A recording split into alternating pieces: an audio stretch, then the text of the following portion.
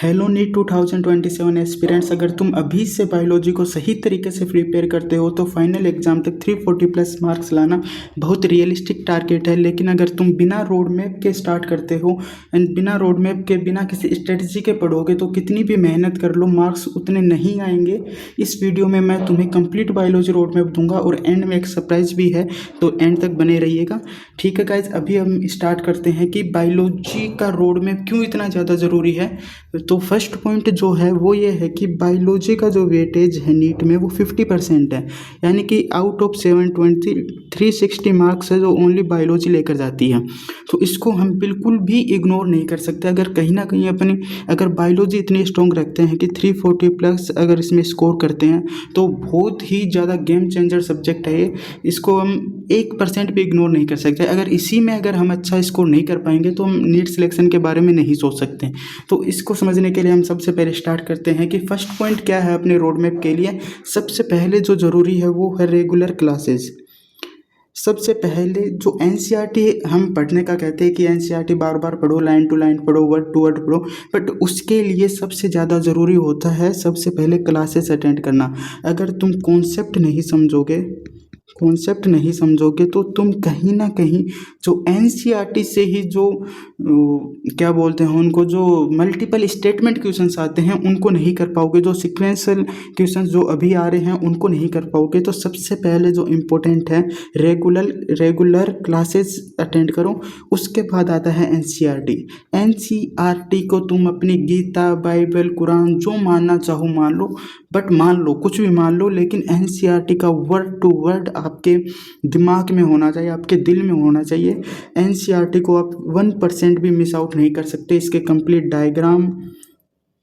Diagram हो गए, complete जो भी टेबल्स एनसीईआरटी में दे रखी है सारी 1 to 1 आपको याद होनी चाहिए। उसके बाद में जो नेक्स्ट आता है वो आता है पीवाईक्यू इसलिए ज़रूरी है कि इससे एक तो प्रीवियस ईयर्स में जो क्वेश्चंस का ट्रेंड है वो समझ में आता है कि कैसे क्वेश्चंस बन रहे हैं, क्या होता है, और साथ ही एकदम रियल ऑथेंटिक क्वेश्चंस की प्रैक्टिस आपकी हो जाती है। नेक्स्ट उसके बाद जो है क्वेश्चन प्रैक्टिस। एनसीईआरटी के जो जेन्युइन क्वेश्चन एनसीईआरटी से है, एनसीईआरटी से बाहर अपने को नहीं जाना, क्योंकि पेपर चाहे कितना भी टफ बने, इजी बने, क्वेश्चन एनसीईआरटी से बाहर नहीं जाएंगे। जो एनसीईआरटी ऑथेंटिक क्वेश्चन हैं वो अपने को लगाने हैं।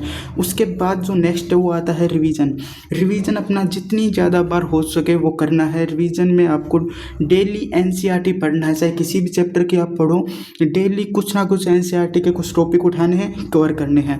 क्वेश्चंस में आपको डेली अप्रोक्सीमेट 60 to 70 क्वेश्चंस लगाने हैं तो लगाने हैं। और सिर्फ क्वेश्चन लगाने से कुछ नहीं होगा। जो क्वेश्चंस आपके गलत हो रहे हैं, जिन क्वेश्चंस में आपको थोड़ी बहुत भी दिक्कत आ रही है, एनसीईआरटी खोल लो, उसका कंप्लीट एनालाइज करो, किस टॉपिक में क्या दिक्कत आ रही है, इस टॉपिक से कौन से और ऐसे ही क्वेश्चंस बन सकते हैं जिनमें दिक्कत हो सकती है।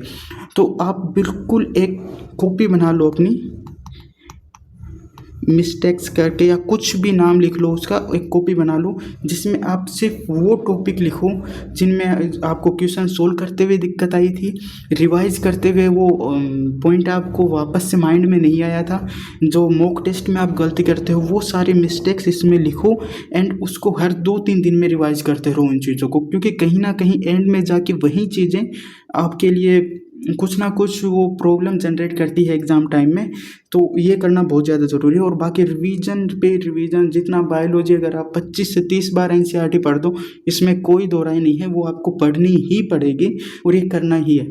सबसे लास्ट में आता है मॉक टेस्ट आपको फाइनल एज देता है कि आप कितना स्कोर कर पा रहे हो, कहाँ पर बहुत ज़्यादा मिस्टेक्स हो रही है, किन मिस्टेक्स के कारण नंबर कट रहे हैं, कौन से टॉपिक्स में नंबर कट रहे हैं। तो मॉक टेस्ट इसी के लिए सबसे ज़्यादा ज़रूरी है कि कहीं पर भी कोई भी मिस्टेक हो रही है तो वो क्यों हो रही है, उसको आप इधर इस मिस्टेक बुक में आप ऐड करो। उसके अलावा अगर कोई भी दिक्कत आती है तो उसके अलावा रिवीजन क्लासेस भी होती है, वो करो वापस से। जितनी भी बार क्लास एक बार ले ली बहुत है, क्लास के साथ ही शॉर्ट नोट्स हैं, अपने शॉर्ट नोट्स क्लास के साथ ही बना लो। क्लास के बाद में अलग से क्लास ले रहे हो, कंप्लीट नोट्स बना रहे हो, फिर उसके बाद में अलग से टाइम निकाल कर शॉर्ट नोट्स बना रहे हो, बायोलॉजी के लिए वो बिल्कुल भी सही नहीं है। फिजिक्स केमिस्ट्री के लिए आप कंप्लीट नोट्स लिख सकते हो, बट बायोलॉजी के लिए अगर आप कंप्लीट नोट्स लिख रहे हो, क्लास नोट्स लिख रहे हो, वो बिल्कुल भी ज़रूरी नहीं है, क्योंकि आपको नोट्स की PDF मिल जाती है। अगर आपको रिवाइज भी करना है, एक बार देखना भी है, तो PDF से आप रिवाइज कर लो। उसके अदरवाइज आप क्लास के साथ ही अपने खुद के शॉर्ट नोट्स बना लो, जो बहुत ही आपको फ़ायदा मिलेगा लास्ट में। जब भी आप रिवीजन करते हो, सीधा अपने शॉर्ट नोट्स उठाइए। एक चैप्टर में मुश्किल से आपको 15 से 20 मिनट रिवीजन करने में लगेंगे। तो सबसे पहले अपने कॉन्सेप्ट को स्ट्रॉन्ग करने के लिए, क्वेश्चंस में सबसे ज़्यादा मिस्टेक्स को अवॉइड करने के लिए जो ज़रूरी है वो है क्लासेस। और एंड उसके बाद में जितनी बार भी आप रिवीजन करने बैठो, NCERT को अवॉइड मत करो। NCERT को अपने साथ लेकर ही बैठो, NCERT के बिना स्टार्ट मत करो। जितना भी आपको रिवीजन करना है, अगर आपके पास सफिशिएंट टाइम है तो NCERT ही रखो उसके लिए। अब उसके बाद में ये सब तो हो गए, जो भी है इसके अकॉर्डिंग ही पढ़ना है। आराम से अपन 340+ मार्क्स इसमें ला सकते हैं। इसके बाद में जो कॉमन मिस्टेक्स होती है वो क्या करता है स्टूडेंट, एक तो एक बार अगर उसका क्लासेस का जो एल्गोरिथम है वो ब्रेक हो जाता है, तो वापस से उस ट्रैक पे नहीं आ पाता कि वो अपनी क्लासेस रेगुलर कर पाए। एंड कुछ ना कुछ बैकलॉग हो जाता है, उसके कारण वो थोड़ा सा स्ट्रेस में आके जो बैकलॉग है ना तो वो क्लियर कर पाता है, और साथ ही जो रेगुलर क्लासेस चल रही है उनमें भी उसको दिक्कत आती है। तो ऐसा आपको कुछ भी इमरजेंसी आ जाए, कुछ भी हो जाए, अपनी क्लासेस को बिल्कुल भी ब्रेक नहीं करना है, बिल्कुल भी उनमें ब्रेक नहीं लेना है। कैसे भी चाहे कुछ भी करो, आपको किसी भी प्रकार का बैकलॉग नहीं रखना है। उसके बाद में आपको सिर्फ टेस्ट देने से, मॉक टेस्ट लगाने से कुछ नहीं होगा। मॉक टेस्ट के बाद में पेपर का कंप्लीट एनालिसिस करना ज़रूरी है। सिर्फ 20-25 मॉक टेस्ट लगाने से नंबर बेटर नहीं होते, रैंक बेटर नहीं होती। उसके लिए उसका कंप्लीट टेस्ट का एनालिसिस करना ज़रूरी होता है। अपनी जो मिस्टेक बुक है उसमें जो भी गलतियाँ आपने की, जितने भी आपके 180 में से जितने भी 20-30 जितने भी क्वेश्चन गलत हुए, उन सब को नोट करो, उनका कॉन्सेप्ट लिखो, एंड उस कॉन्सेप्ट से आगे कैसे और क्वेश्चंस बन सकते हैं वो सब उसमें लिखो, एंड उसको बार बार रिवाइज करो। तभी आपके उन टॉपिक्स में जो नंबर कटे हैं वो आगे रिकवर होंगे। ऐसे ओनली टेस्ट देने से कुछ नहीं होगा। ये जो मेजर मिस्टेक्स हैं वो स्टूडेंट्स करते हैं। एंड बाकी जो क्वेश्चन है, MCQ प्रैक्टिस है, वो सबसे ज़्यादा ज़रूरी है, क्योंकि जितने आप क्वेश्चन लगाओगे उतनी ही ज़्यादा पेपर में मिस्टेक होने के चांसेस कम होंगे। ये आप अभी से अपने दिमाग में बिठा लो, जितने ज़्यादा MCQ लगाओगे उतनी ही कम मिस्टेक्स होंगी। ये मैं आपको मेरे एक्सपीरियंस से, पर्सनल एक्सपीरियंस से बता रहा हूँ। जितने ज़्यादा MCQ आप प्रैक्टिस में कर लोगे उतनी ही कम दिक्कत आएगी, उतना ही कम आपको टाइम लगेगा पेपर में। तो ये आपको करना बहुत ज़्यादा ज़रूरी है। जितना भी डेली के कम से कम तीनों सब्जेक्ट से मिला के अप्रोक्सीमेट 100 MCQ आपको लगाने ही हैं, अपने रिविजन्स के साथ, अपनी NCERT के साथ, अपनी क्लासेस के साथ। ये अपने शेड्यूल में ऐड करो। एंड वीकली, यहाँ पे मैं लिख देता हूँ, जो वीकली रिवीजन है वो करना बहुत ही ज़रूरी है, बहुत इम्पोर्टेंट है। इसको भी आप इग्नोर नहीं कर सकते, क्योंकि कहीं ना कहीं आप सिलेबस को पढ़ते हुए आगे बढ़ते जाते हो, एंड जब आप लास्ट में देखते हो कि पहले का मैं अधिकतर जो पोर्शन है वो मैं नहीं याद कर पा रहा हूँ, कहीं ना कहीं कुछ टॉपिक्स भूल गया हूँ, एंड उनमें क्वेश्चंस में मिस्टेक हो रही है, उसको अवॉइड करने के लिए जो आपको वीकली रिवीजन है वो करना बहुत ही ज़्यादा ज़रूरी है। ये सारी चीज़ें मैं आपको सारी स्टार्टिंग से वापस से रिवाइज कर देता हूँ। सबसे पहले क्लासेस, अपनी क्लासेस को बिल्कुल भी नहीं भूलना, कॉन्सेप्ट वहीं से क्लास से ही स्ट्रॉन्ग होगा। उसके बाद सेकंड NCERT, थर्ड PYQ, उसके बाद में NCERT ओरिएंटेड क्वेश्चंस, उसके बाद में रिवीजन, एंड उसके बाद में मॉक टेस्ट आपका आता है। ये आप जो भी 6 चीज़ें हैं इनको अपने शेड्यूल में रख लें।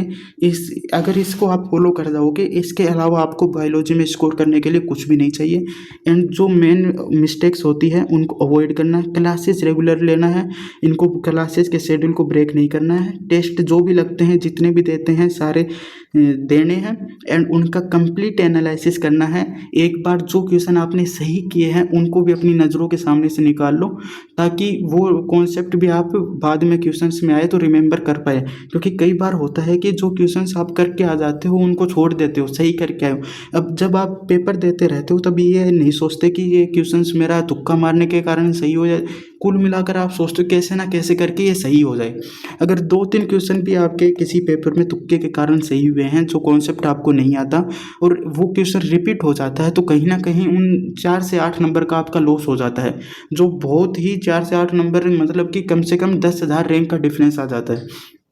एंड देन एमसीक्यू प्रैक्टिस आपको रेगुलर रखनी है, ईयर लॉन्ग आपको ये रेगुलर रखनी है। और वीकली जो रिवीजन है इसको तो मैं 4-5 स्टार लगा देता हूँ, इसको तो बिल्कुल भी नहीं भूलना है।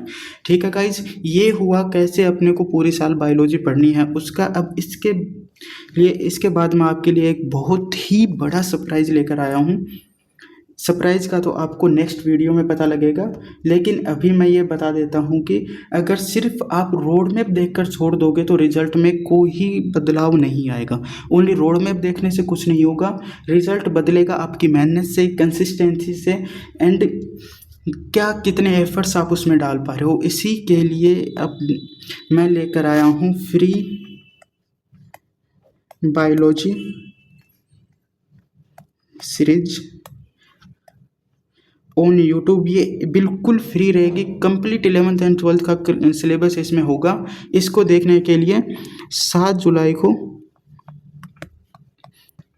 शार्प 6 PM 7 जुलाई को शार्प 6 PM पे आप आ जाइएगा। इसके लिए नीट दास नेक्सिस चैनल को सब्सक्राइब कर लो, नोटिफिकेशन ऑन कर लो, एंड साथ ही मैं टेलीग्राम लिंक डिस्क्रिप्शन में एंड कमेंट्स में पिन कर दूंगा। टेलीग्राम चैनल को भी ज्वाइन कर लो एंड उससे रिलेटेड जो भी नोटिफिकेशंस होंगे वो आपको मिल जाएंगे। एंड 7 जुलाई को अब मैं अपना बायोलॉजी कोर्स लॉन्च करने वाला हूँ, तो उसको मिस करना बिल्कुल भी मत भूलना। ठीक है guys, okay, love you, thank you guys.